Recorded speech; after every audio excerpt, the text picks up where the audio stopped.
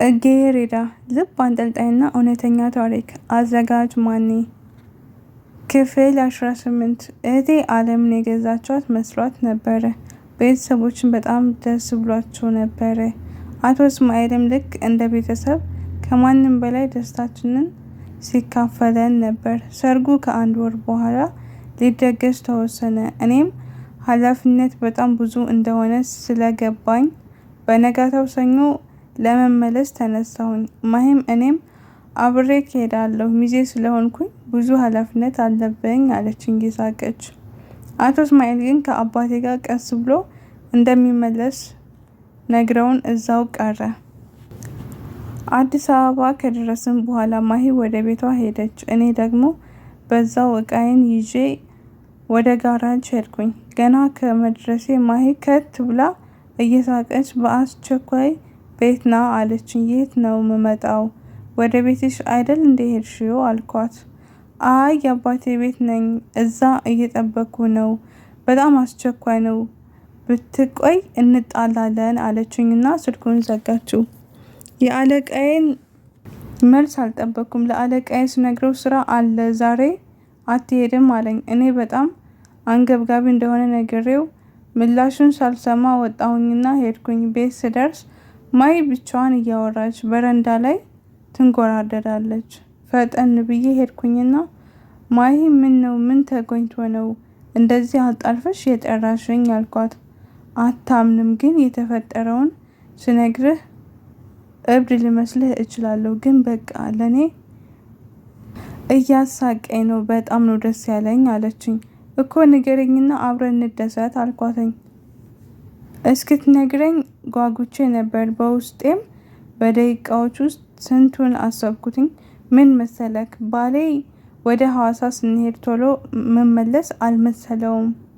የሆነ ድግስ ስለሚኖር ትቆያለች ብሎ አስቦ ነበርና ዛሬ እንደተመለስኩኝ ወደ ቤቴ ስገባ ባሌ ከሌላ ሴት ጋር ሲጠጣ አምሽቶ እኔ እስክደርስ ድረስ አልተነሳም ነበር።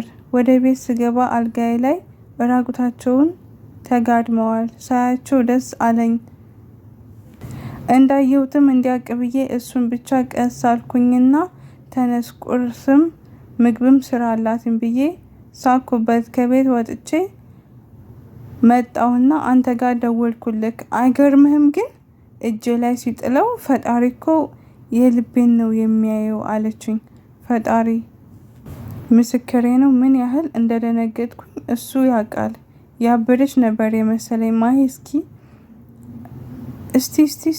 አንዴ አማትቤ ያልኳት አማተበች። ማሂ ደህና ነሽ አይደል? ባሌን ከሌላ ሴት ጋር አልጋዬ ላይ ያዝኩት ግን ደስ አለኝ እያልሽኝ እኮ ነው።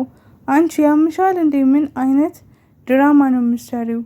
በራሴ ቦታ ሁኜ ለማሰብ እየሞከርኩ ነው። ፊደልን ከሌላ ወንድ ጋር አልጋዬ ላይ ባገኛት ሁለቱንም እዛው በትራስ አፍኜ እገላቸዋለሁ እንጂ እንዴት እንደዚህ እየሳኩ አወራለሁ? ቆይ ስታዩ በጣም ደንግጠሽ አይምሮሽ ሳትሽ እንዴ? ነይ እስቲ ቁጭ በይ ብዬ እጇን ጎትቼ አስቀመጥከዋል። ማሂ እስቲ አሁን ያልሽውን ደግመሽ በይልኝ። ባልሽን ከሌላ ሴት ጋር አልጋዬ ላይ ያዝኩት አልሽኝ። ወደ ራስሽ ተመለሽና መልሽልኝ አልኳት። አሁንስ እኔ ሳልሆን አንተ ነክ ያበድከው። ምን ያጃጅልሃል እንዴ? አዎ አልኩህ አይደል እንዴ? ከሌላ ሴት ጋር ተኝቶ ደረስኩበት እና ደስ አለኝ። ተነስተህ ወደ በረንዳው ውጣና ቁርስ ስራ አልኩትኝ። ወደ በረንዳው ተጠጋች። እጇን በደረቷ ላይ አርጋ ቆመች። ታውቃለህ፣ አንዳንዴ ፈጣሪ የልብህን ያያንና የሆነ ቀን በዳዮችን በእጅህ ላይ ጣል ያደርግልሃል። የዛኔ አንተ እንዴት ደስ እንደሚልህ አልገባህም። እውነት ለመናገር ከባሌ ጋር በትዳር እንደምንቀጥል ግልጽ ነበር እኮ፣ ግን ምንም ነገር ከእኔ እንዲመጣ አልፈለኩም ነበረ። በቃ ካፌ ክፉ ቃል ሳይወጣ ሳላስቀይመው መለያየት ነበር የፈለኩት።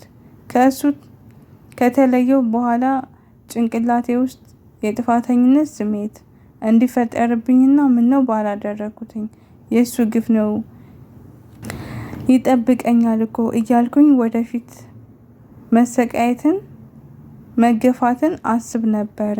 በቃ አሁን ካንተ ጋር እንሂድና ልብስ ይዘን እንምጣ አለችኝ። እኔ አልሄድም በጭራሽ አልኳት። ጥሩ ሲጀመር እኮ ማንም ከጎኔ እንደሌለኝ አውቃለሁ። እንደ ጓደኛ እንደ ቤተሰብ አይቼ ስለተሰማኝ እንጂ ቻው። እዚህ ቤት መኖር ልጀምር ነበር ሳስበው ግን አያስፈልግም፣ ትርፉ አባቴንም ማስጨነቅ ነው ብላ ከቤት ለመውጣት መጣደፍ ጀመረች። ተከተልኳትና እንደ ሕፃን ነገሮችን ትተሽ አትሩጪ፣ አንዳንዴም መጋፈጥ ልመጅ። ቆይ አሁን ሄደሽ ምን ልታደርጊ ነው? በቃ ተፋታችሁ ማለት ነው? እንደዛ ከሆነ ለምን አገባሽ? ቆይ እንዴ ትዳር ቀልድ ነው እንዴ አልኳትኝ። በቃ አያገባህም፣ ሕፃንም ብሆን ትልቅም ብሆን ለራሴ ነው ብላ ትታኝ ወደ መኪናዋ ገባች። እኔም በሩን ከፍቼ ጋቢና ገባሁና ቁጭ አልኩኝ። ዙራ እንኳ ሳታየኝ መኪናውን ነዳችው። እየሄድን ከጋራጅ ስልክ ተደወለልኝና በአስቸኳይ የመኪና እቃ እንዳመጣላቸው ትክክለኛውን እቃ ካገኘሁኝ ትርፉ አሪፍ እንደሚሆን ነገሩኝ። ማይህን ልመና በሚመስል መልኩ አብራኝ እንድትሄድ ታክሲ እስከምጠብቅ ከመቆይ አብረን እቃውን አድርሰንላቸው ከዛ በቃ አንቺ ጋር ወደምትፈልጊበት እንሄዳለን አልኳት። እሺ አለችኝ።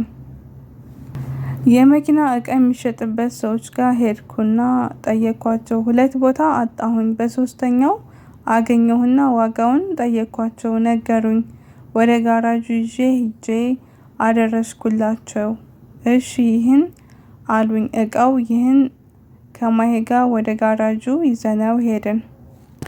ጋራጅ በር ላይም ነበረ ማሂ መኪናዋን ያቆመችው። ብዙ ሰራተኞች ግቢ ውስጥም ውጭም እየሰሩ ነበረ። ከመኪናው ስወርድ አዩኝና እየተያዩ ተሳሳቁ። እቃውን ሰጥቻቸው ተመልሼ ልወጣ ስል አለቃዬ ጠራኝና እኔ እኮ እንደዚህ አትመስለኝም ነበር፣ በቃ ይህንን መልክ ይዘህ ቀበጦቹን እየዞርክ ልትበላ ነው ብሎ ሳቀብኝና በቃ አታስጠብቃት፣ አስቸኳይ ነገር ይህ እንደሆነ ብትነግረኝ እኮ ሳትጠይቀኝ ነበር የምፈቅድልህ፣ ሂድ በቃ ያጣፍጥልህ ካለኝ እረ እንደምታስበው አይደለም ብዬ ምላሹን ሳልጠብቅ ወደ ማሄ ጋር ሄድኩኝ። አሁን ወዴት ነን አልኳትኝ።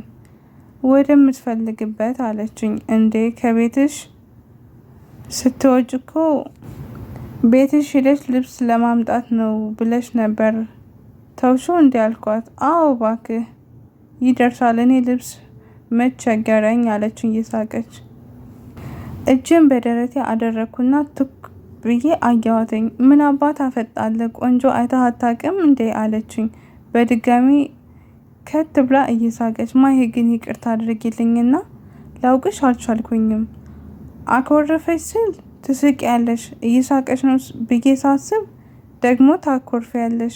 ቆይ ምን አይነት ጸባይ ነው? ምን ሆነሽ ነው እንደዚህ የምትሆኙ ግን አልኳትኝ ፊቷን ቆጠር እያደረገች። እኔ እኮ በጣም የቀረብከኝ ቤተሰብ የሆንን ስለመሰለኝ ነው እንደ ልቤ የምቀብጠው እንጂ ችግር የለውም። ልክ እንደተዋወቅ ነው ሰሞን መሆን እንችላለን። ይቅርታ አይለመደኝም። በቃ አሁንም ብቻዬን ማምሸት እችላለሁኝ። ከመኪናው ውረድ አለችኝ። የዛኔ አልቻልኩኝም። ሳቄ አመለጠኝ። አንቺ ግን ጤነኛ አይደለሽም።